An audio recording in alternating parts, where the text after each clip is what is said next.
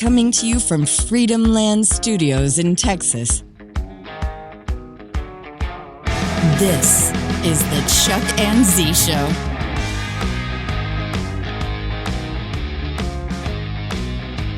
And now, here's Chuck and Z.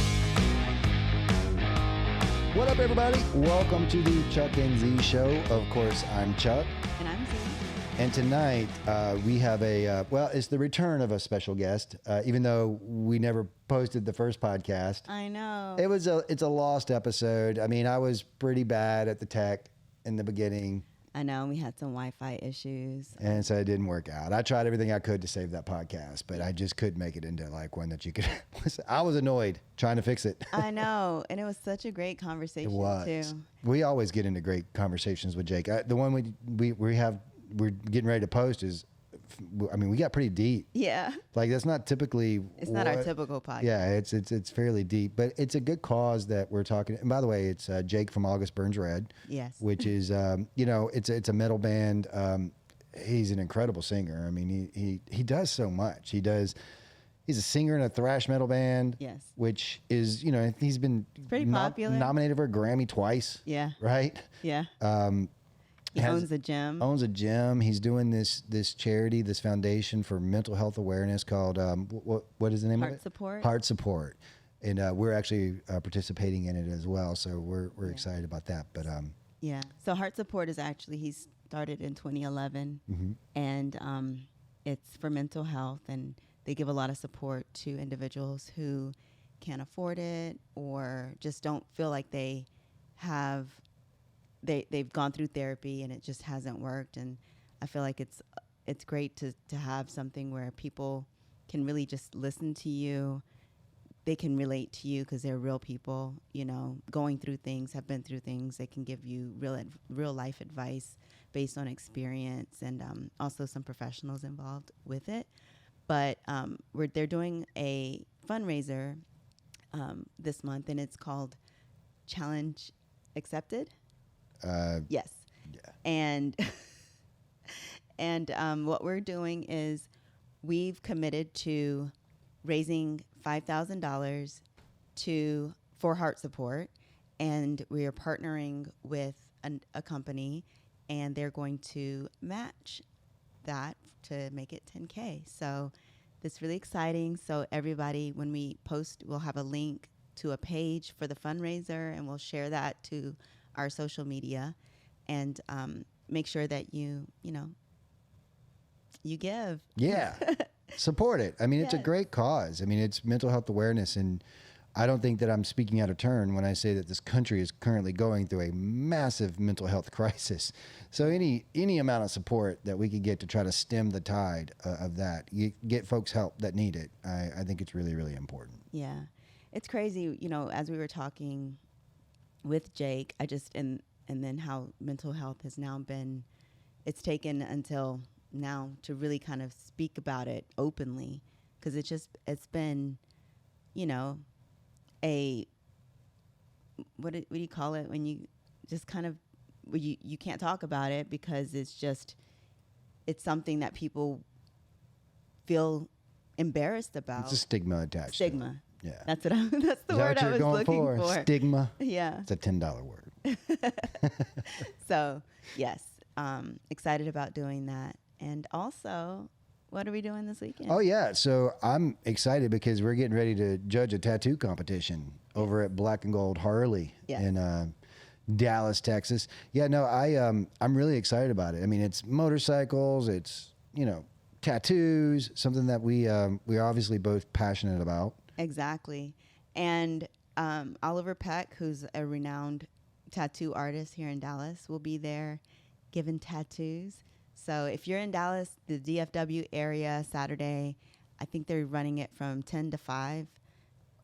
You can get in line to get a tattoo by 10:30 or so, but we'll be doing a worst tattoo award. I always feel bad about those because even if it's a bad one, it means something to that person. But they probably are proud of their bad tattoo. I mean, it's they a might be. competition, right? Yeah, they're like, I got the worst one. Yeah. Okay. So that one starts at 12:30, and then the best tattoo will be judged at 2 p.m. So come on out Yeah, I'm really looking forward to it. That's going to be a lot of fun. And, it's kind of a coincidence that obviously when you have tattoos, you have to take care of them. I mean, they're incredibly expensive investments. I'm not going to go into how much we've spent on our tattoos. Pieces of art. But it's a lot of money. And so we use Mad Rabbit lotion for like sun protection, and also like enhances, and they've got a ton of great products like balm. So like every time, I would say the last 3 sits I had, I was using Mad Rabbit afterwards, and I had tried a lot of different products, but Mad Rabbit was really good. So anyways, my point is we use Mad Rabbit, and they actually sent us a care package in conjunction with the new movie that's coming out, the Bike Rider. And I literally was like, yeah, we already use it. So it actually feel free. No brainer. It's a no brainer. Like I actually was always kind of promoting them whenever someone would ask. Like if someone's like, hey, what lotion do you use? Mad Rabbit. It's the best one out there. Yeah. Absolutely. Helps protect and enhance and kind of keep your color or your... Protect your colors. Yeah. So they actually sent us the SPF 30 Defender. That's the sunscreen. You can tell I'm damn near transparent. So I have to use sunscreen quite a bit. And they sent us some balm, right? Which is cool. I always think their logo looks like the jackalope. Yeah. Yeah. It does. You can see that? I think it... Is that the jackalope? It may be, because, I mean, it's a rabbit. It's a rabbit. jackalope? It's a rabbit with it's deer a antlers? crypto-terrestrial that is supposedly lives somewhere in the south, I think. Okay. Anyways, you know what a crypto-terrestrial is? No, no. Bigfoot. Actually. Bigfoot would be considered a crypto-terrestrial. I thought you were talking about a fake thing. The lizard man. Yeah. So, but anyways, it's great. It's great stuff. You should check it out. So they sent us some balm and some sunscreen, and then this is really cool. At first, I wasn't sure. I'm literally a biker, and I'm like, what is this for? And it's like, sew it on the back of your jean jacket or something. Yeah. Right? Yeah, but So can't wait to see that movie too. Yeah, I'm excited about it. Yeah, I really am. I am. So yeah, Bike Riders. That's the. When does that come out? June 17th. June 21st. Yeah. It's about time we got another good motorcycle movie. What's the last good motorcycle movie we got? Torque. And that's not good. Recent one? I don't know. You got some of the ones like, the documentary ones, but like an action movie about motorcycles. It's been a minute. Not in a long time. Actually, though, the new Mad Max Furiosa. That is heavy motorcycle in the beginning. All motorcycle. Yeah, it is. Oh, that was such a good movie. Yeah. I think I saw a few Harleys in there, but, a lot of them were Beamers and a few other things. But a couple of people were named Harley and Davidson. That's true. They had 2 characters in the movie named Norton. Yeah, that's right. That's right. It's obviously I've said this before, but like I love all bikes. So anytime I see a bike, and like especially when they were doing really cool shit with them, I was like, oh man, that's really neat. But yeah, go see that movie. That's a good one. I know. But yeah. And we actually we booked our tickets to go to Born Free in California. We don't have, this move to Texas. We don't have a ton of time off, but we're going to do a turn and burn. We'll be there Friday night, and then we'll leave on Sunday. But if you're in California, Southern California, going to Born Free, make sure you say hi. Yeah, hit us up. Would love to meet you if I haven't met you before, and would love to see you again if you're a familiar face. So yeah. Excited about that and checking out the California scene, because that's something we haven't done yet. Yeah, I'm excited about it. I've only been to California, I think, twice. Yeah, I was born in California, but since riding motorcycles, I haven't checked out the California bike scene. I see it on social media all the time. Yeah, I see all the beautiful mountains and the ocean and all that, and the great weather that you guys have all the time. But excited. That's gonna be a good time. All right, so. Without further ado, here's Jake Luhrs.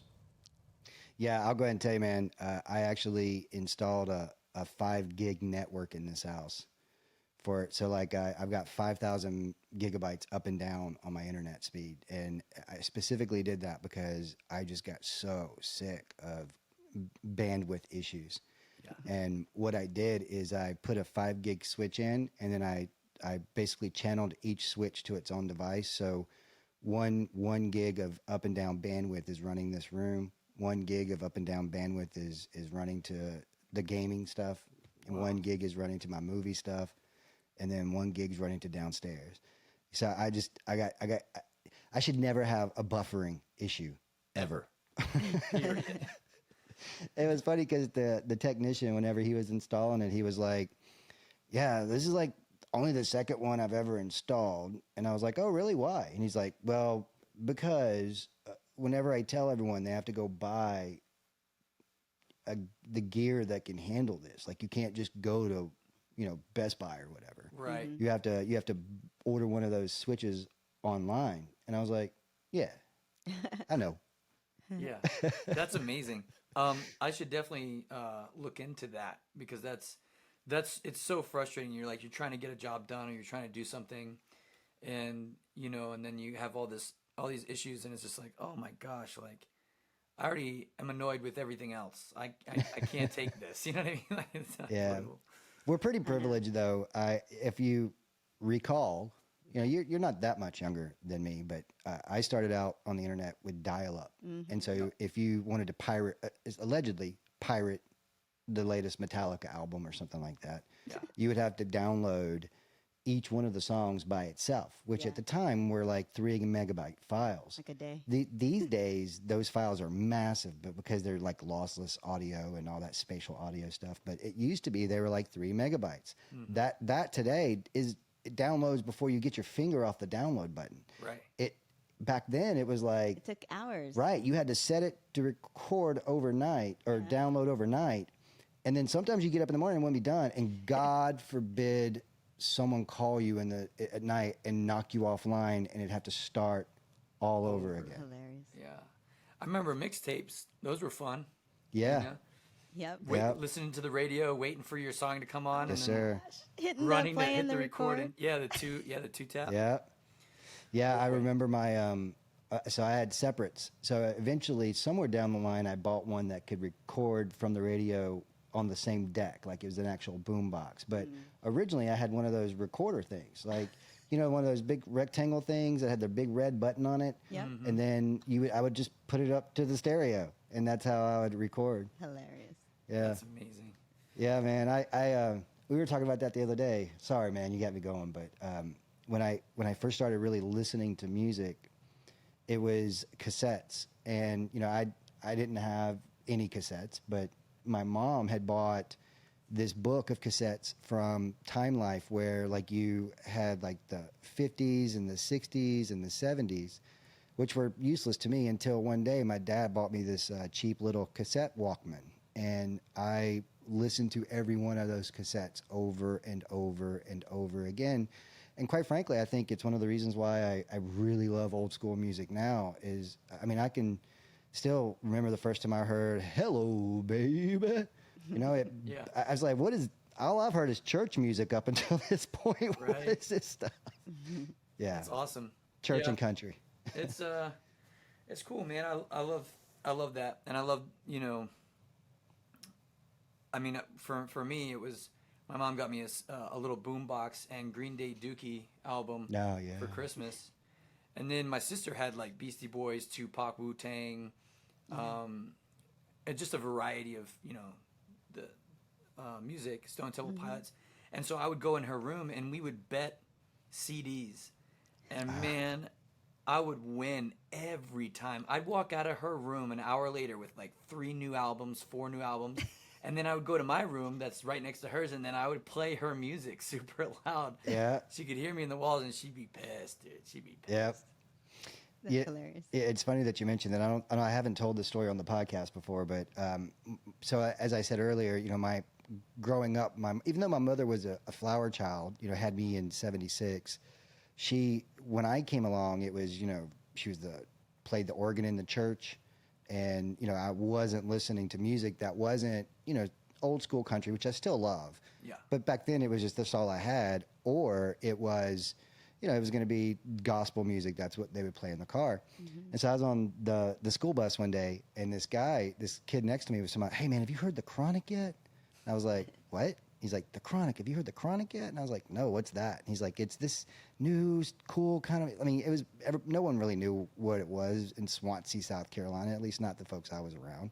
Yeah. Except for this kid, apparently was listening to it. and so He went to Atlanta for the weekend and came back. came back, Yeah, came right. back. He's like, "Yo, the Chronic is the bomb." Yeah. But I was actually I would earn like $2-3 a week for cutting grass or whatever whenever they could afford to give it to me.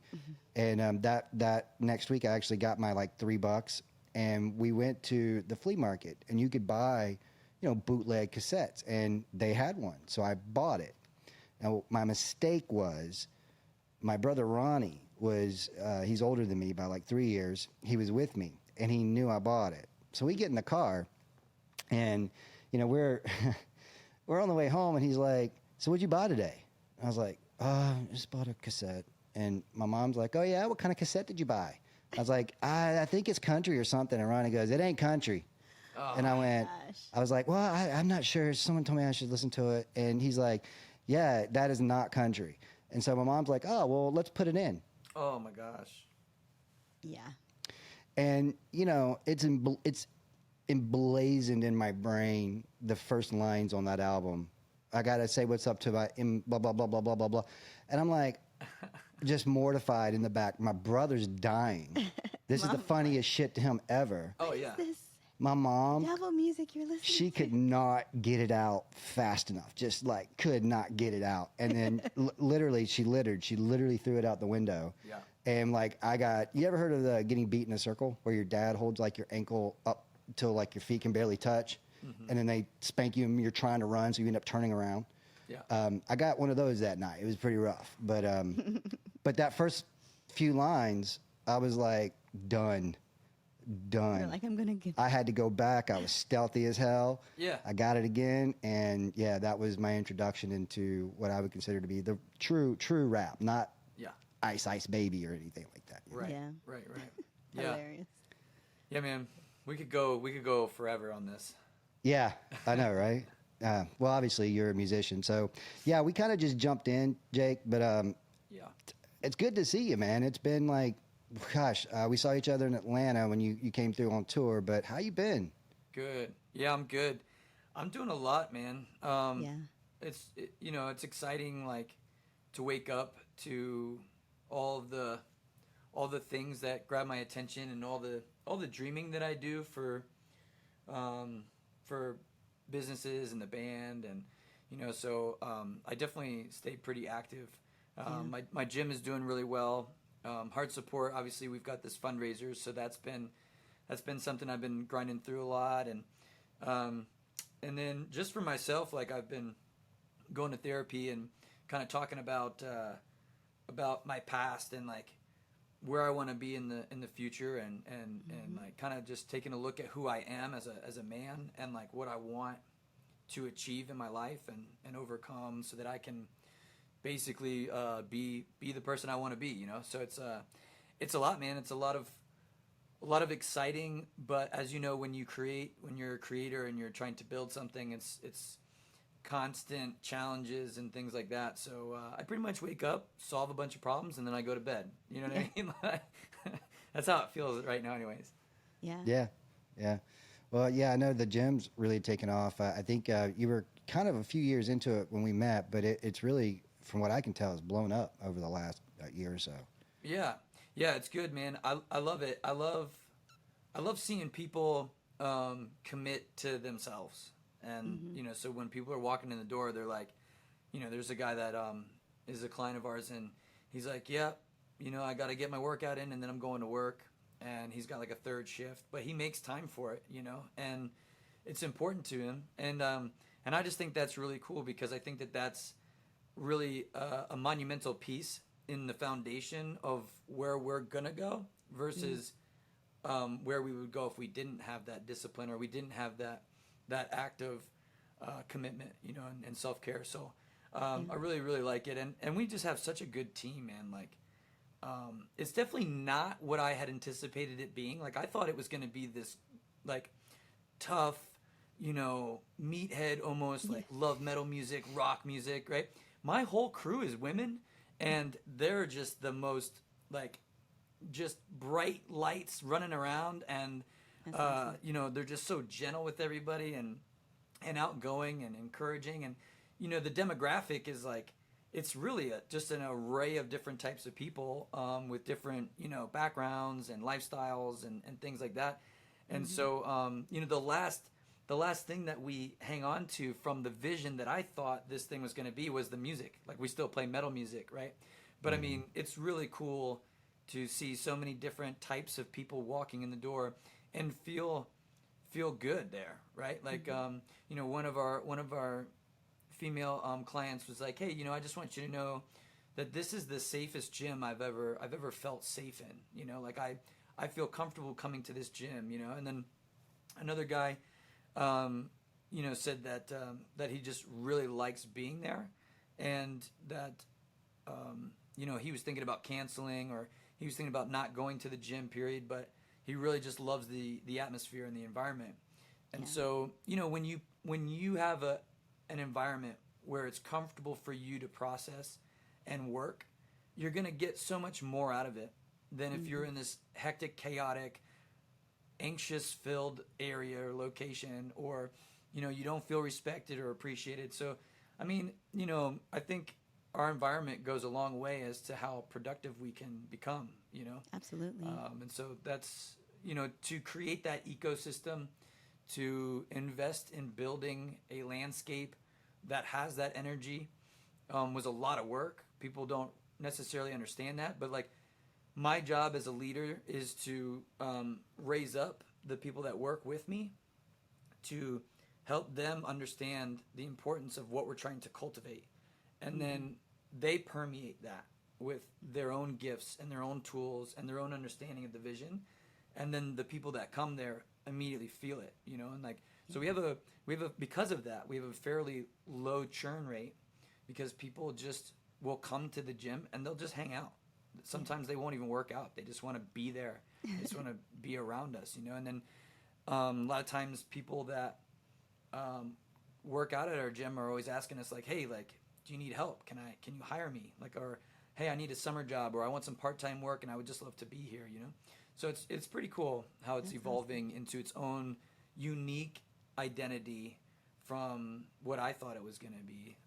And then lastly, like, I also love that it's not the Jake Luhrs show. Like, you know, it's not about me. It's not about Jake. It's about the people that are there, and it's about the team. You know, it's important to me to elevate the team so that they have their own face and identity, and people go, oh, I can't wait to see Courtney today, or, man, I love the way Nate does his training, you know, things like that. So yeah, it's a good thing. It's a good thing. It's tiring, but it's a joy. Yeah, I mean, just the fact that they consistently come. You're on tour like half the year, so you're probably not there most of the time, but they still, you know, come because they, like you said, they want to be around the people that are actually involved in running it, and that's great. Yeah. I remember my favorite gym was a chain, but it was kind of like a franchise. It was Gold's Gym, but it was one of those rundown, you know, old equipment. But I loved that gym because I usually work out in the mornings. Like, that's the thing. I have to get up 4:30 in the morning, be at the gym at 5 right when it opens, so that I can just get that done and over with, and then have the rest of the day to do, you know, work and then everything else. Because if I wait until after 5 to go to the gym, I'm not going. Yeah. Just being honest. Yeah. But that gym was so, like, the same people would consistently come every day that I went in the mornings, and you just knew that they were there, you know, to work out and for business. And I'm not really a social butterfly at the gym because I just want to get my workout in and leave and everything like that. But just the fact that they respected that, and they gave me my space to do that, and they were still friendly, and I made friends there as well. When they shut that branch down, I was so upset. I had to go to LA Fitness, and that's like a club. You know what I mean? Just right. So many people can't get on a machine. It was insane. Yeah, LA Fitness. At first, I really liked it because they had the heavy bags, and I got to work the heavy bags. But then they basically made it to where I couldn't. I mean, they had, every time we would go, they'd have a class in that room, and they wouldn't allow you to work the bags while the class was in there. And they're like, well, I was like, well, you have to do it when the class isn't. But I'm like, I'm looking at the schedule. There's a class every 30 minutes. There's no way for me to go in there. So, right. Yeah, but anyway, so we ended up actually building a gym in the house during COVID, because when they shut the gym down, and I was like, we have to work out. We can't not, I can't not get my cardio in. I can't not hit the bag. I have to go do that. Yeah. And so we basically had to build one downstairs. But I actually prefer that. I prefer having an in-house gym that you can just go down at any time and do what you need to do. Yeah. Yeah. But for me, also, the gym kind of environment, Yeah, you liked it. I liked it because I pushed, like, it helped me I'm competitive. So when it comes to, like, athletic stuff and most everything, really. But I loved being able to, like, work alongside other members and just kind of see how far I could push, myself. Absolutely. fitness. Yeah, totally.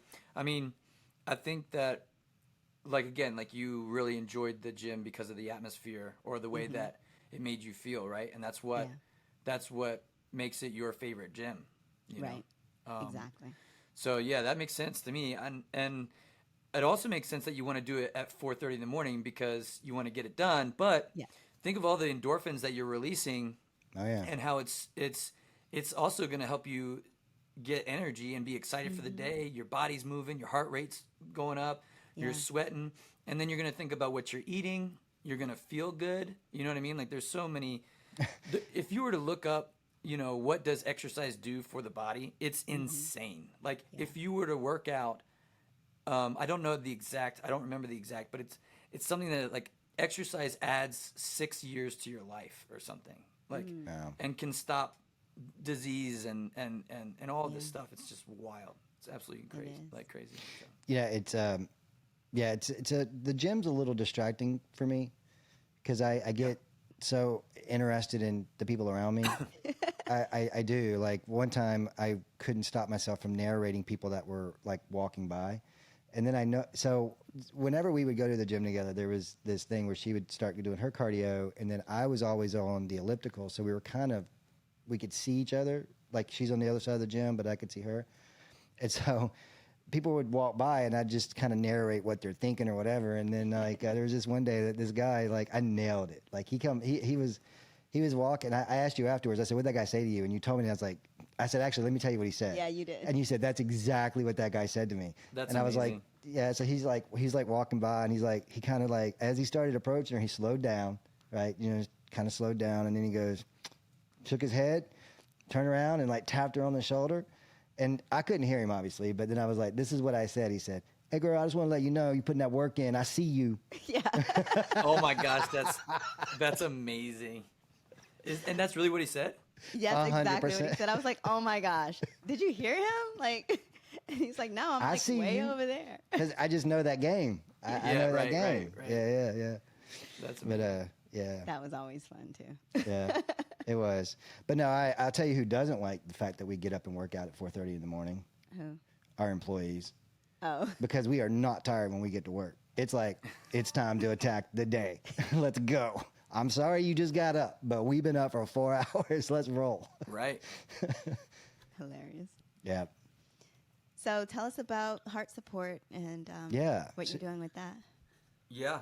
So HartSupport is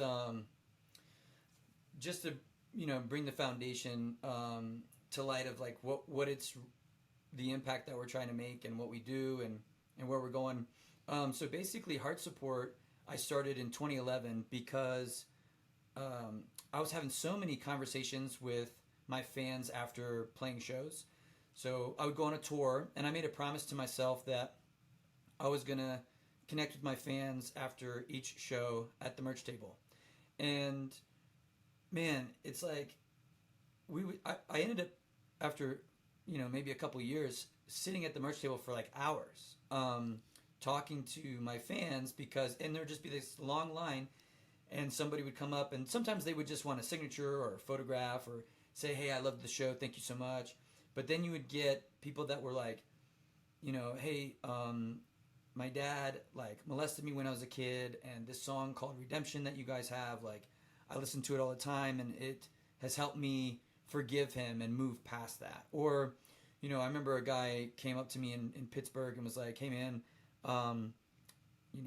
I've been struggling with heroin, and every morning I listen to your song Composure, and that encourages me and helps me stay sober and clean. And it's like, man, like this is heavy stuff, and I'm so thankful that I'm even in a position to be of encouragement through the music that my band and I write.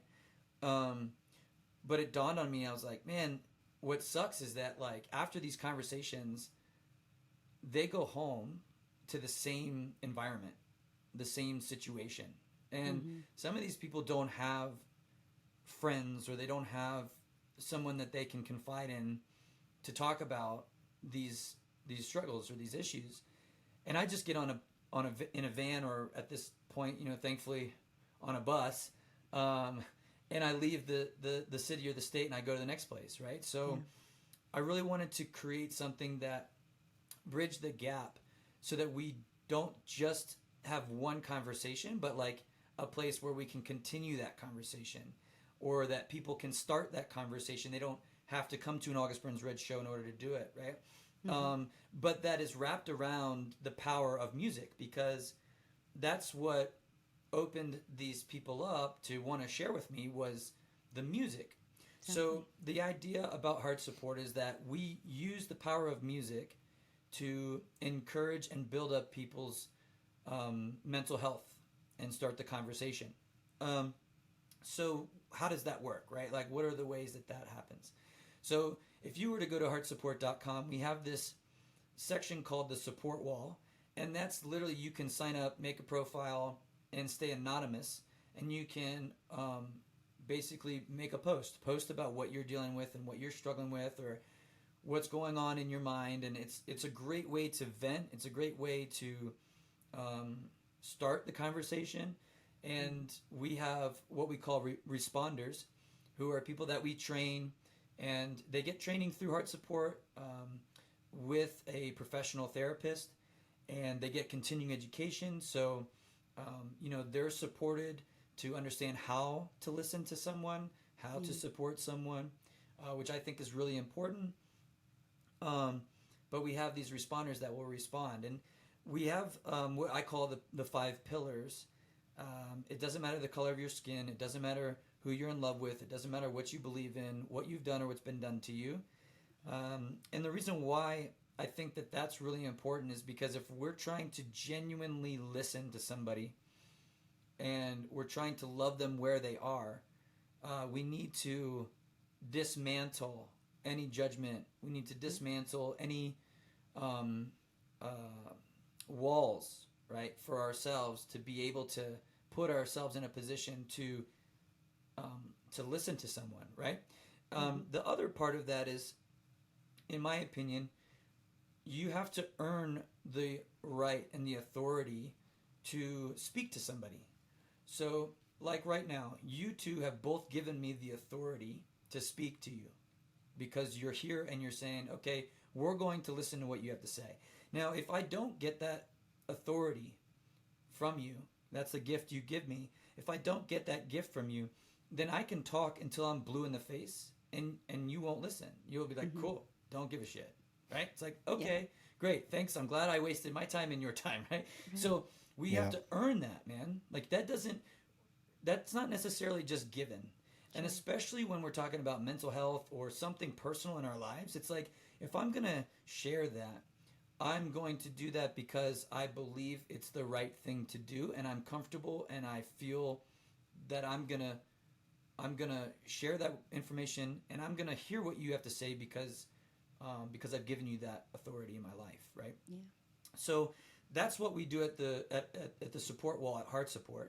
Another thing that we love to do, because we talk about the power of music, is I do first reaction videos. And one of our professional therapists who's on staff at HartSupport, her name is Taylor. She does first reaction videos, and what we try to do is we watch a music video from a band, and we listen to the song, and then we kind of dissect the lyrical content, and we look for the mental health topic or something that has to do with our mental health, and then she speaks on it from a more professional standpoint, and I speak on it through personal experience. And I also like to take apart, the songs and talk about song structure and things like that. So it's fun. It's meeting our fans where they are, right? Like, and so it's a great avenue. It's a great invitation to incorporate the music that we all love, to better understand the lyrical content or have a frame of mind, and be encouraged with your mental health. And then the beautiful thing that we have that's really cool and unique is we built this software program and we proposed it to YouTube and Facebook, Meta. And we said, hey, can we use this program, this software? And they said, yep, that sounds great. So what we can do is we can actually, in all of our videos that we do for first reaction videos, we can invite the viewer to comment in the section on that video below what they're dealing with, what they're struggling with. And what happens is those comments, then because of the program, they get filtered to our team, our responders. And so our responders are going to get those comments, and then they respond to the comments. And then those comments come back on YouTube or Facebook or Instagram. And so that's, again, we're trying to meet them where they are, because it's really hard sometimes to share the importance of mental health and then ask somebody to come over here and check it out, right? So it's like this way we can meet them where they are and build that relationship, or at least respond and show them that somebody cares and that they are important, and that what they're going through is not, they're not abnormal for it. Like, this is life, man. Life is messy. We all have stuff, and so, we really want to be there for our music scene for when they need a place, That's awesome. Yeah. Well, it's a really it's a great thing to do. It's a big lift, and I admire folks that take on things like that, because a lot of times people. You were talking about something earlier about your team, about how it's not just the Jake show, which is typically a feature of someone who's a good leader, because we can go all the way back to Lao Tzu, and when the achievement is done, the students say, "We did it," right? I think that it brings a lot. How do I say this? 'Cause I don't want it to be a negative thing, but it's a lot to take on as a person. The hopes and helping other folks who are dealing with this type of stuff, and for me, I don't know if I'm built that way. So I have a ton of admiration for people who do that, and I just wanted to express that, because I don't know if I'd have that in me. So I admire it a lot. Yeah, thank you, man. I appreciate that, and that's why I'm so thankful for a team and volunteers and everybody who supports it, because you're right. It is a lot, especially for one person to try to take on. But I think the other side of that is that you're talking to a man who has experienced a lot of traumatic things, right?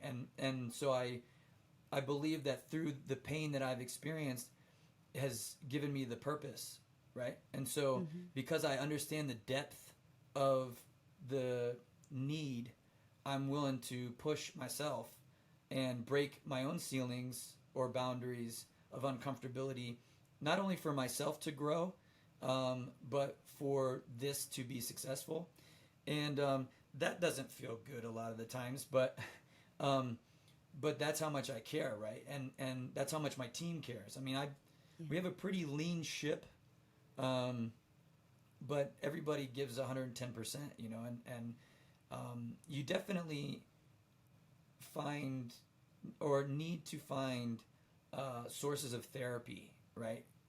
Because as much as you want to help, the stuff that's going on, the conversations that are happening, the hurt that you're hearing, you're not even involved in it, is very taxing on you mentally, 100%, yeah.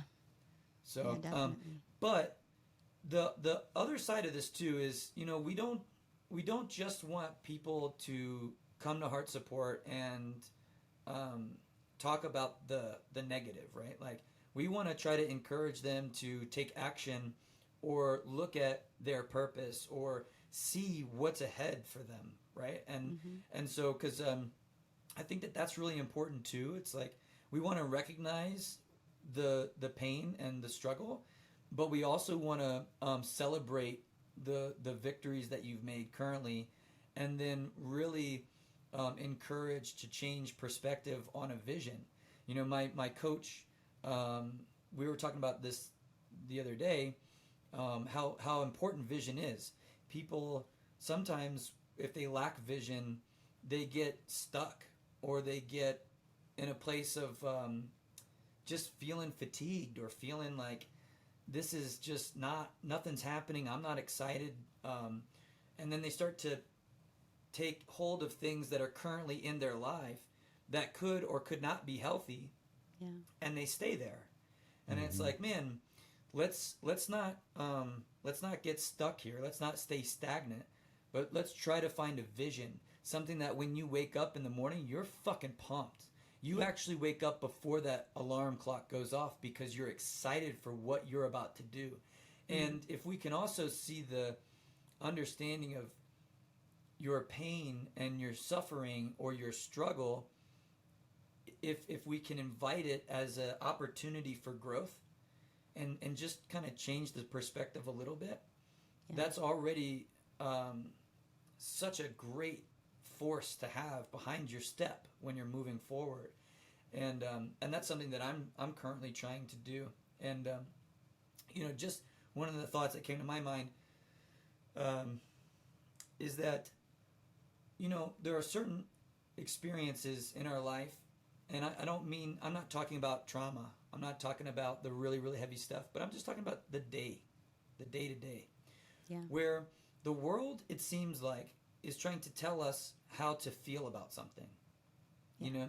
So for example, I'm going to give you an example. My mechanic, I love him. I think he's great. And he's working on my car, and I'm like, you know, I want to tip him $100 because I think that $100 speaks more than just here's a little tip, right?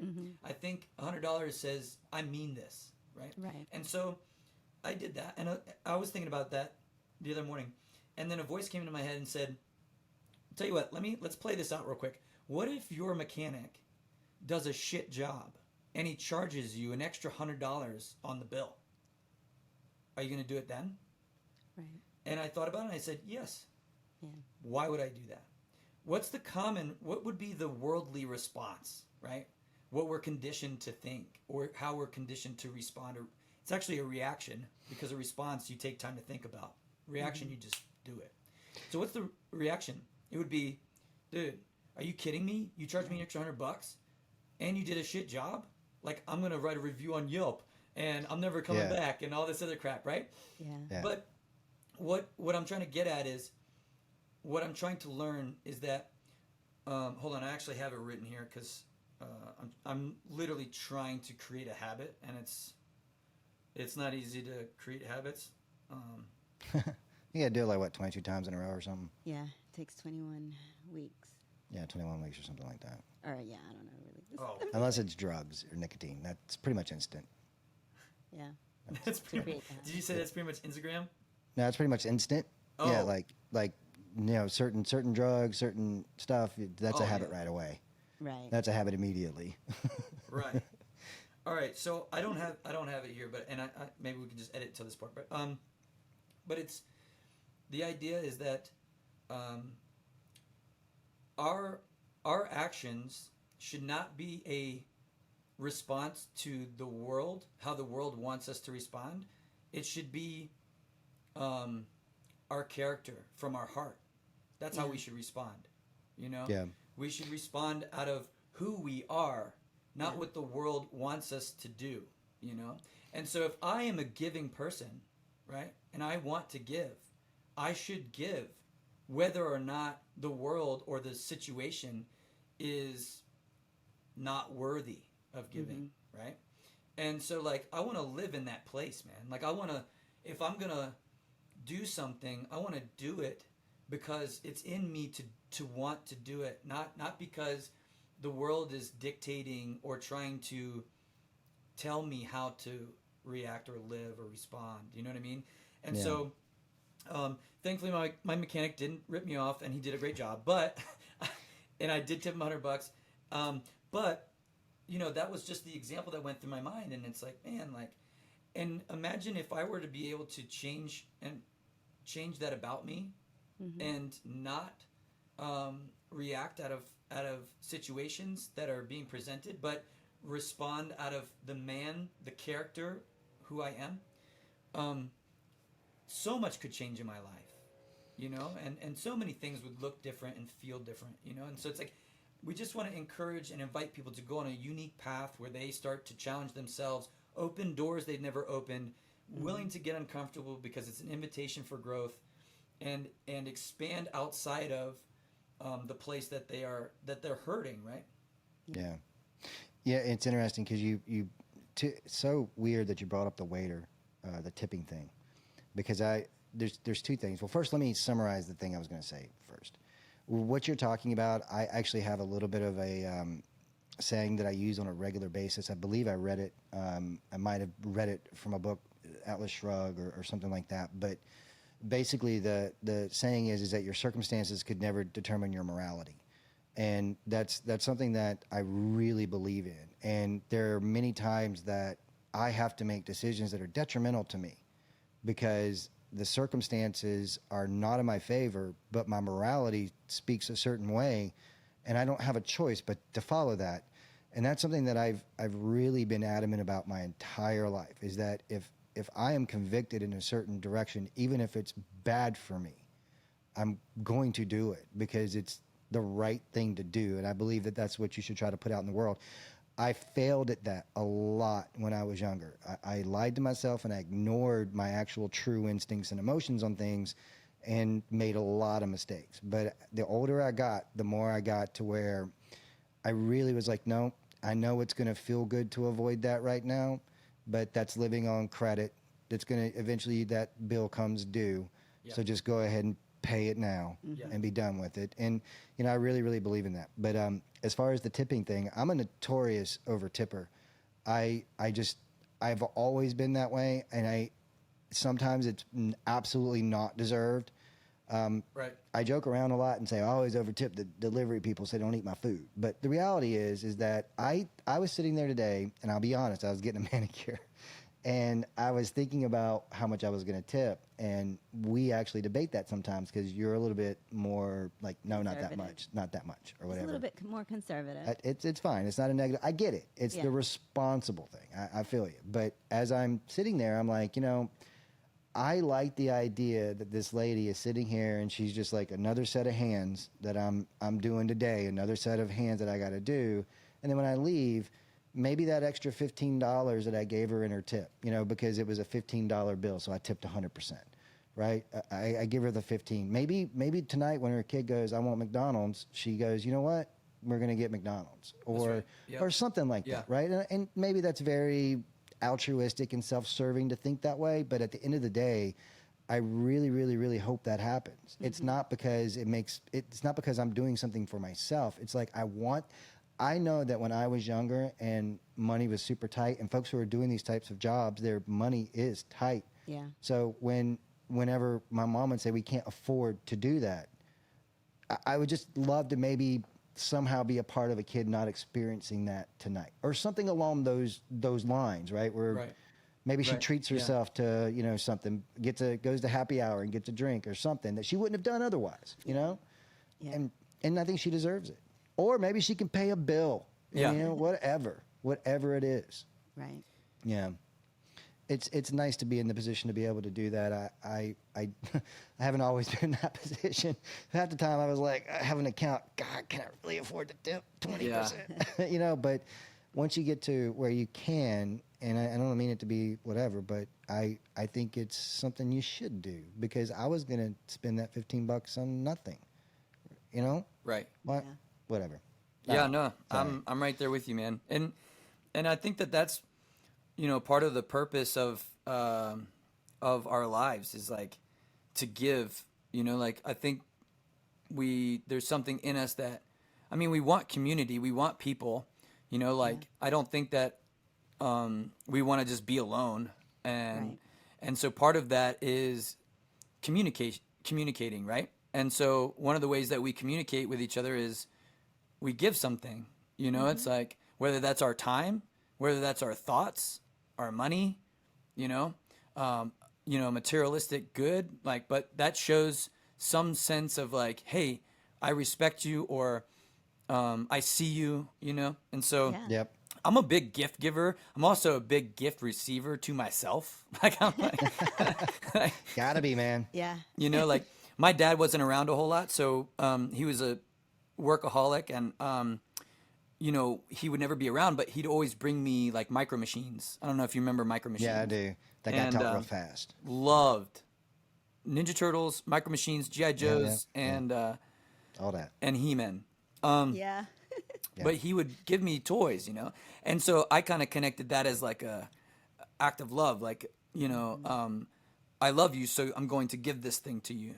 So I love to do that as well. I love to give gifts, and I love to treat people because I think that that's just a part of us. I think that in reality we want to receive love and we want to give love, and we can't do that alone. We can't do either of those by ourselves. So I love it, man. That's great. And I also understand being more conservative with tipping. My lady is very conservative in a lot of things that are financially, but which has probably saved us quite a few times, to be honest with you, because I'm like, They're more about we should get a stability. boat. She's like, Yeah. what? Like, Yeah, we're like trying to buy toys, and they're like, "Hey, 401k, bro." yeah, exactly. Like, that's exactly Yeah. right. So, But something you said actually, another way to say that. Now, when I say it the way that I say it, people don't always agree because they think. Sorry, my nose is bothering me. They think that it sounds cold when I say it the way I say it. But I don't see any relationship that you ever enter into as anything but a value for value proposition. It's always been that way. And that's not a negative thing because the value doesn't necessarily have to be physical or financial. For instance, the value that I get from my wife is immense love. I mean, there's this value that we have between us that she gives me everything she's got and I give her everything that I've got, and it's an equal exchange in the relationship. And I think what happens a lot of times is people get on one side of that line where one's giving more and the other's taking, and maybe not even intentionally, but that's typically when the relationship gets out of balance. So I see like every relationship as deposits and debits.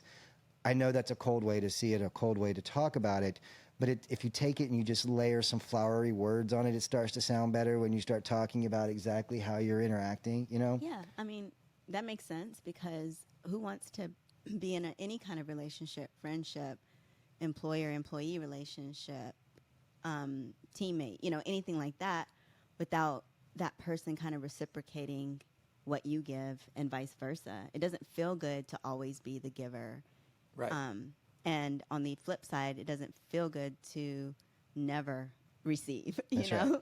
Right. And that, and real quick, because I want to add it in because it always, it's a little bit of I get there a long way, but it also kind of falls into how I've come to see the concept of sacrifice. Mm-hmm. Because we hear people use the word sacrifice a lot.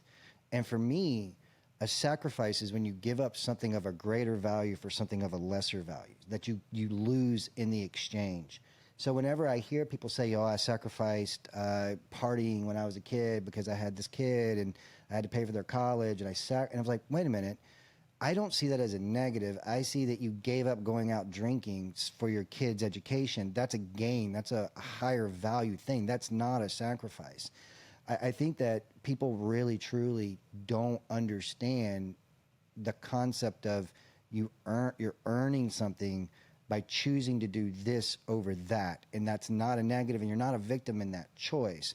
It's a choice that you're making in order for something else to move forward. In my life, I've if you were to use that term, it would be like everything, like because I literally try to invest and do for other people as much as I can. I don't ever see that as a sacrifice because when I see that person doing well, or I see that one of my kids achieving something, I feel like I accomplished something. I don't feel like I lost in that exchange, and that's kind of, I know I had to tie all that together because I think value for value goes along with the perspective shift in your life when you stop looking at things from, it's a negative when I don't get what I want right now so that I can get something else later. Now that's an investment, and you have to look at that in every stretch, in every part of your life. You know, I don't get to go do this because, well, that might upset my wife. Is it really that important to me anyways? Nope. So what do I get? I get the fact that I'm a good husband. I'm not a jerk. That's a positive thing in my life, you know? Yeah. Sorry, And a little bit of a rant. I think when you were talking about value for value, it's like if you don't feel from the other person, if they're not giving, right? Or they're not investing in you or giving you something, you don't feel valued. Right? I mean, literally the word that you're using. So it's like, it makes complete sense to me. And I think that, you know, that's not flowery, right? And it might sound kind of cold, but, you know, sometimes we need to hear things in that cold place for us to maybe have or understand the severity of it, right? Because we see so many people in relationships. I've been in relationships that were extremely toxic, where I was so smitten and I was such a performer that I would perform for this person just for them to say that they loved me, right? But the problem was then all of a sudden they had the control. So now we got Jake on a leash, and so we're going to do whatever we want him to do, and then all he needs is a nice little pat on the head. I was like basically like a pit bull, you know, just like protector, loyal as fuck. Me. You know what I mean? Just wanting attention, you know. And so I think that that's a great thing to say for people to really kind of dig their heels in and question themselves, like, hey, do I have good boundaries with this person? Do I have healthy boundaries for myself? Like, do I respect myself enough that when they talk a certain way to me that I say, hey, we can't do that, right? I'm not gonna do that, you know? Because people stick around, and they either because they don't love themselves, or maybe they love the other person too much. They worship them like they're a god. They end up, you know, really getting damaged, or used or abused, and they stick it out because maybe they don't know anything better. Maybe they weren't taught to know anything better, you know. And so I think that that's a great thing to bring up. Like, there needs to be an understanding here that you are valued and that person's valued, and you both have to work together to share, give and take, respectfully, and have a balanced relationship. Yeah, another thing that we're kind of talking about too is ownership in your life and self-awareness. That's something that I think a lot of people don't want to embrace. I often see people who actively deny their own self-awareness and don't take ownership in their life for the things that they did. I'll give you an example of that. I don't think I would be a good husband if I couldn't identify in myself where I fucked up other relationships. You know, whether that relationship ended for something that I did or because for whatever reason, it just was mutually not a good relationship. You still have to be honest with yourself and look back and go, okay, yeah, that person did a horrific thing and did me wrong. But was there anything that I did, doesn't excuse their behavior, but is there anything that I did in that scenario that drove them to be that way? And I can look back throughout almost every relationship I have and say, yep, absolutely. Doesn't mean that they're right for doing the things that they did or being cold or disconnected or whatever it was. But I definitely can remind myself to, whenever I say, yeah, Chuck, sometimes you were unkind. There were times when you probably weren't what you actually want to be as a man because you were hurt and angry in that moment and you didn't want to necessarily allow you actually did the opposite of what you're trying to preach now, which is allowed your circumstances to determine your morality. And that's one of the reasons why that's so important to me. And I can't ever, sometimes I get accused of being an idealist and being dogged about it. But I feel like I have to be because I don't want to let it slip. I feel like whenever I feel like it gets real easy to let yourself slip and go, I'm not gonna hold myself accountable for being a little snippy this morning. She deserved it. No, you were a jerk. Whether she deserved it or not, you were a jerk. Her actions don't determine your actions. It's one of the things that I've really worked hard on in my life. I don't always succeed. Sometimes I fail. I'm human, but I try. I try really hard. Yeah, as long as you have the intentions there. I just feel like, as far as that goes, it's hard for us as humans to come to, to let our ego go, right? To let it just go. I'll raise my hand on that. Yeah, me too. Me too. I feel it. So there are certain things that we're just like so hard-headed about and dogged about, and no, we don't want to be introspective and kind of understand that we can't behave a certain way with certain people, or, I made this mistake and I'm going to own up to it. It's just hard.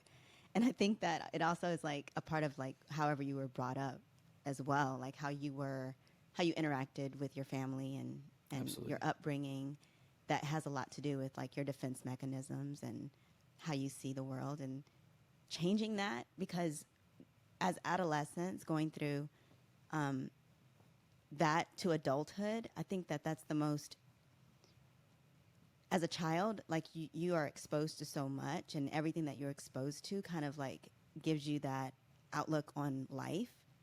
And you don't really understand life at that point. You don't have any experience, but all those experiences really kind of have a lasting image and kind of impression on you, right? And so then going out into the world, whether you're in the same city that you grew up with in your whole life and interacting with different people, or traveling and having different relationships and experiences, you really get to see like it's not that your childhood was your childhood and you can leave that all behind. It doesn't have to determine who you are today. You can change.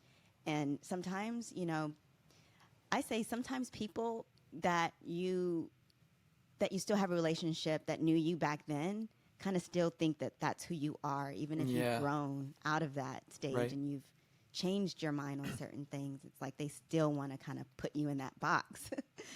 So it's hard as a person. It's funny that you mentioned it that way about, because not only when you're younger are you stupid, right? Because you don't have life experience. Like I remember when I was a kid, I thought to myself, oh, I know everything, but literally I was dumb. Like I had no wisdom whatsoever to be so confident about the things that I was saying in my life. I mean, I'd been here for a second, right? And I'm over here like, I know how the world works. But but also physically, biologically, you're not ready. Your brain is still running off of your amygdala. Your frontal cortex doesn't start to develop and fully develop until you're around 25. Yeah. So your amygdala is controlling all its emotion. It's instinct. It's 100% all of your lizard brain, which is what that manipulation you're talking about is lizard brain manipulation. But when they talk about that's what that is. And then your frontal cortex is where logic and reason and order comes from. That's why whenever you look back, you often go, why did I think that? Or why was that? Because, you didn't have a frame. Your brain literally was not functioning in a way for you to fully understand what was going on around you. Right. Yeah. Yeah. I also really love, Z, that you brought up, how you are raised, right? And, or the experiences that you have in your life, or what you were told is normalcy, and, when you think about relationships, very intimate relationships, I mean, that stuff matters. And you're inviting another person into that. Mm-hmm. And they've got their own normalcy and expectations and standards and brokenness, or, challenges or trauma or whatever it is.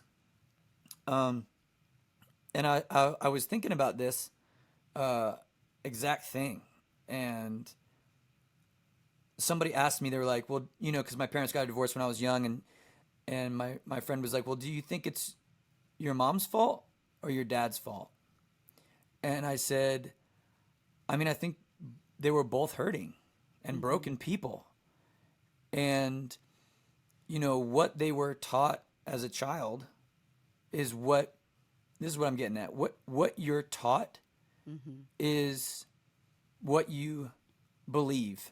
Exactly. And then what you believe is what you act, right? So what I'm trying to encourage people, and myself included, by the way, if I'm talking about anything, it's because I've experienced it, right? Like I'm not sitting here, I'm not a fucking doctor, I'm not anybody special. I'm just trying to share what's going in my life.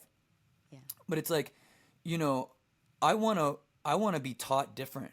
There are things in my life that I was taught that I believe, and now I act out, and I don't like that. I don't like how my dad used to grind his teeth and, you know, and use fear as a way to get people to submit, you know, and that's something that I used to do. I don't like the I'm tired, I'm sad, it's too much, you know, pity me thing. I don't want to do that either, right? And so it's like, what do I want? Yeah. Who do I want to be, right? And even in the beginning of this podcast, I was like, I would love to be able to give somebody something if I want to do it, and not be, you know, not let my surroundings tell me what to do. But I think that that's something that I would encourage people to look at, because what you were taught, the nurturing that you got through your parents, through past relationships, and experiences along the way, has taught you something. But that doesn't mean that that's who you are. That's not your identity, right? And I got caught up in that a lot. I thought that I was supposed, when my dad left, I was 10 years old. I remember he was like, "You're the man of the house now." And he walked out. And I literally thought I was the man of the I had to be the man of the house, and I was 10. That's a lot of pressure for a 10-year-old. Yeah, it fucked me up. But I Yeah. took that identity, right, from that experience. I was being taught that day I was a man. And I'm like, I'm only 10, you know, but I had to be a man. So it's like that burden I carried for several years, literally until like a year ago, where I was like, hey, look, this part of me, this 10-year-old Jake who's out there fighting this battle, dude, the battle's over. You know, you don't have to fight anymore, bro. Like, you don't have to be that man. And so changing, learning something new so that we can believe something else, and so that our actions can change, is what I want people to give themselves. Invest in yourself, man. Sit down and like take time to actually do something that's going to help change your life. And yeah, you know, we can look at money, we can look at big houses and motorcycles and all the stuff that we like, and we're like, man, I could have so much fun with this. But it's like, dude, let's change our hearts, you know, and like let's get to be the man or the woman, or the person that we want to be. And so like that's kind of like what we're trying to do at HartSupport, outside of just being an ear to like listen and be like, hey, you're not alone, like I'm right here, you know? Yeah. It's a obvious statement, right? But why would you ever be anything else other than what you want to be? I struggle sometimes when I see people who do things specifically through the argument of intimidation, because they feel they're afraid of if I don't go or I don't do this, people are going to say this or they're going to say that. And I'm like, do you want to? No, I absolutely don't. Then don't. Right. I struggle with that quite a bit. Why would I want to be anyone other than me? Why would I want somebody else to define who I am? Why would I leave that as an opening for someone else to? Because we talk about that often. I talk about that with my kids. Know who you are, because if you don't know, other people will tell you, and you're not going to like that person. Yeah. I often think that people don't like who they are because they're whoever everybody else wants them to be. They're not who they actually want to be. So no wonder you're living a different life. No wonder you're unhappy with yourself. Yeah. And I do not understand why anybody ever isn't who. I'm sorry. I know I'm repeating it, but why would you never be who you want to be? I know. It's easier said than done. I know it is. I know it is. I know it is. Yeah. For I a know lot it of is. people. Yeah, Especially now. I think that I mean I can speak on that because I'm a very performance based person.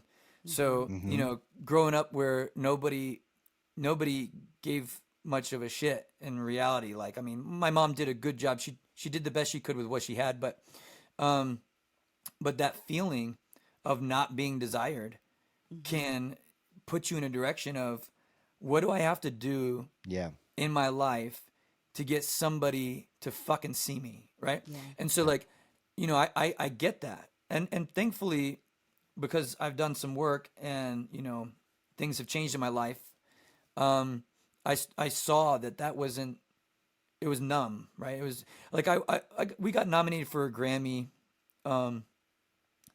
twice actually, which is kind of cool. Yeah. But the first time, we were at the Grammys and doing the whole thing, and I remember going to my hotel room and I just started to cry because I was so pissed and angry that I couldn't feel the moment.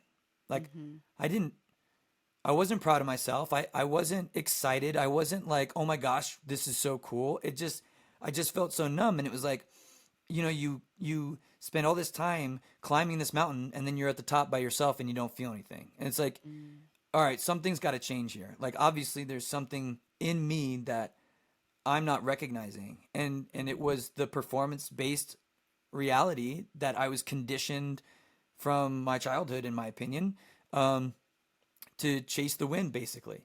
And so I wasn't living necessarily for myself, to a degree, right? I mean, I still was who I was, but there was definitely some reservation, and there was this desire to perform to the best abilities for other people to love me or respect me or be proud of me. And so that was a really hard pill to swallow, right?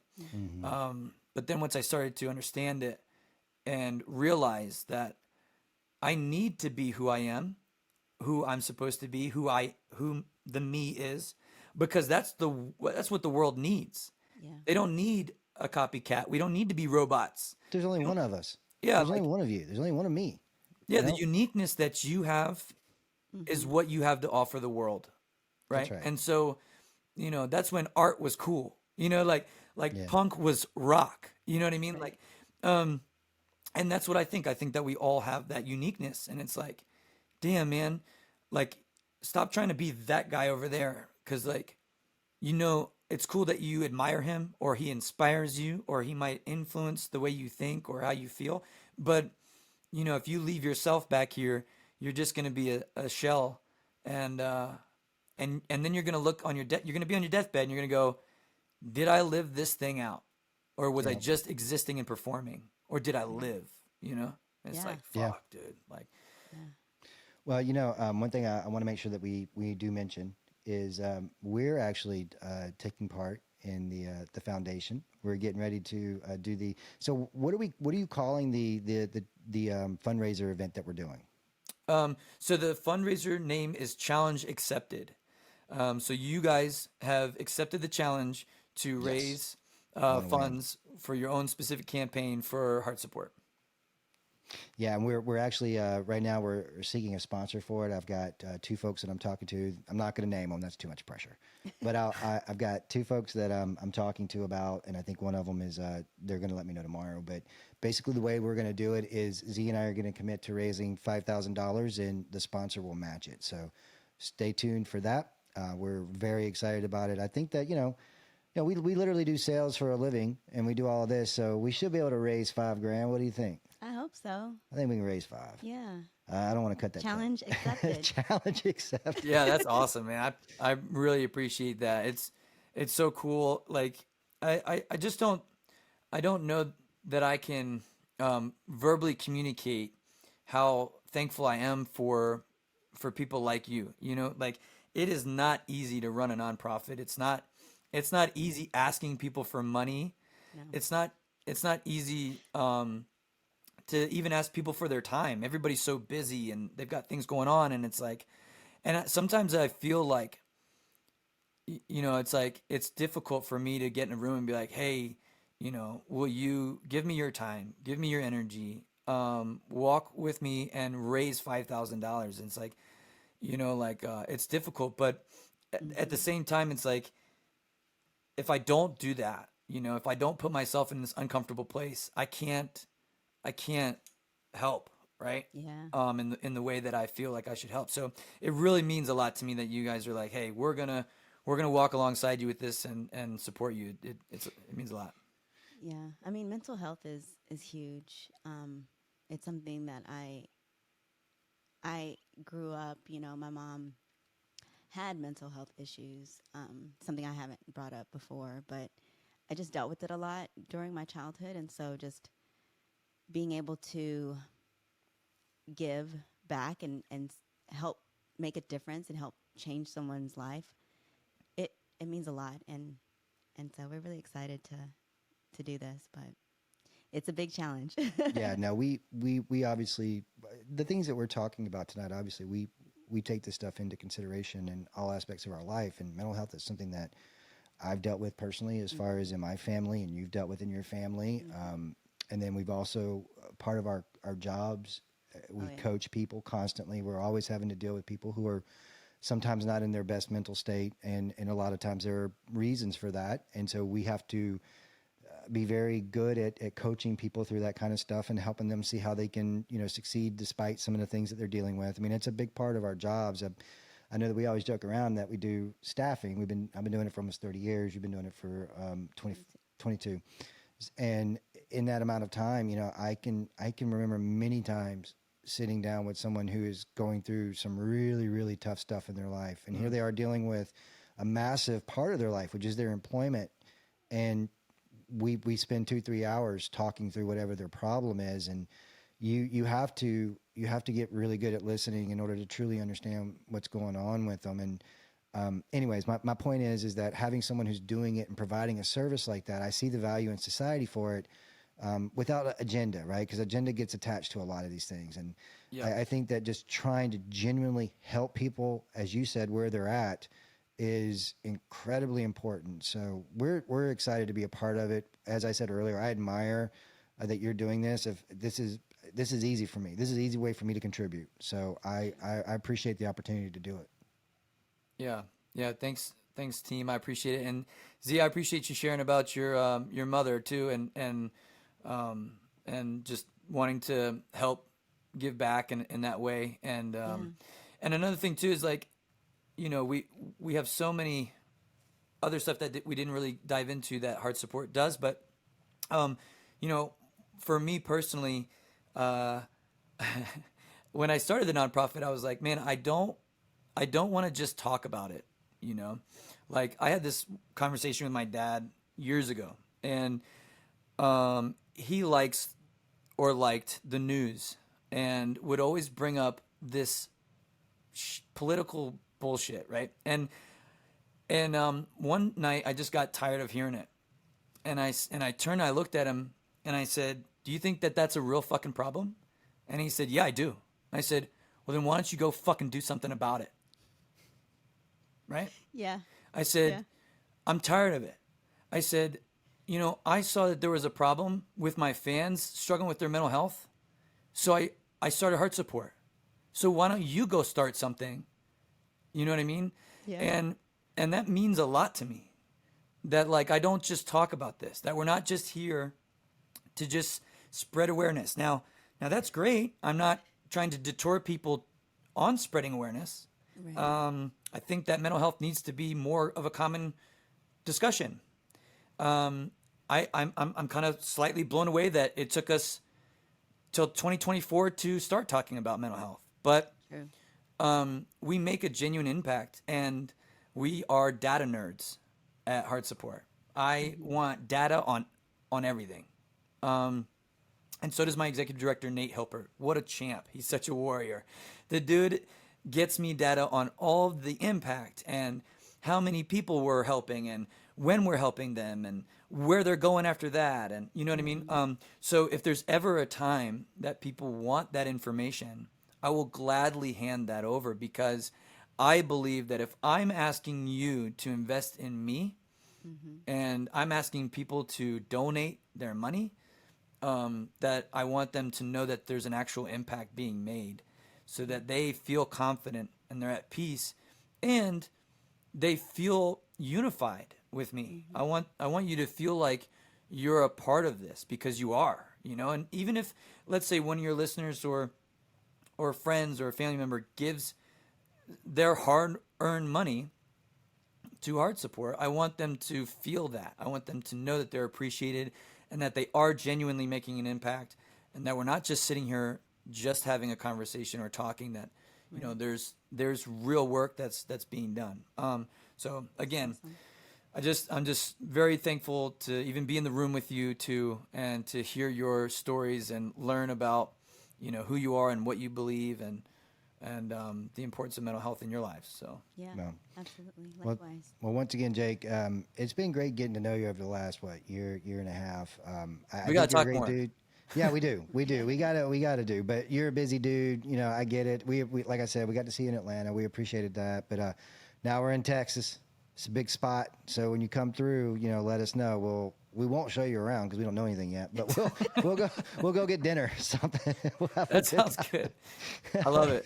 But go ahead if you don't mind, and just throw everything out there. Let everybody know where they can go, the website, social media, all that good stuff. Yep, absolutely. So it's the website is called HartSupport.com. If you want to check us out on YouTube, it's youtube.com/HartSupport. We have a lot of the first reaction videos from Taylor are located there, so you can kind of understand, see what we're doing, read some of the comments, and see the people that are actually opening up and discussing things with us. At HartSupport.com, we also have a 1-year-long mentorship program. So if somebody's going through something really difficult, and let's say they had a bad experience with therapy, or they can't afford therapy, they can do that for free. And we have mentors that we link up with the mentorees to have that available. Also, Instagram, Facebook, it's at HartSupport. And you guys will be having a donation page. I think it might be Chuck and Z. I'm not 100% on that. But I would love for your listeners to, obviously participate in your donation fundraising page. And that's where you can really get to see hands-on what we're all about and what we're doing. Awesome. And we'll blast all that out for sure. Yes, Yeah, absolutely. Thank you. definitely. I appreciate All it. right, Z, you want to take us out? Oh, well, but before that, Jake, thank you so much, brother. We really enjoy having you on the show, and we got to do it again. Absolutely. I'm sure we will. Yeah. All right, Z, All right. Yes. Make sure to I'm off. make sure to comment, like, and subscribe to our YouTube channel, Chuck and Z, and on Instagram it is Chuck and Z. Thanks for watching the show, guys, and All right. see you next time. All right, shiny side up. See ya. See ya.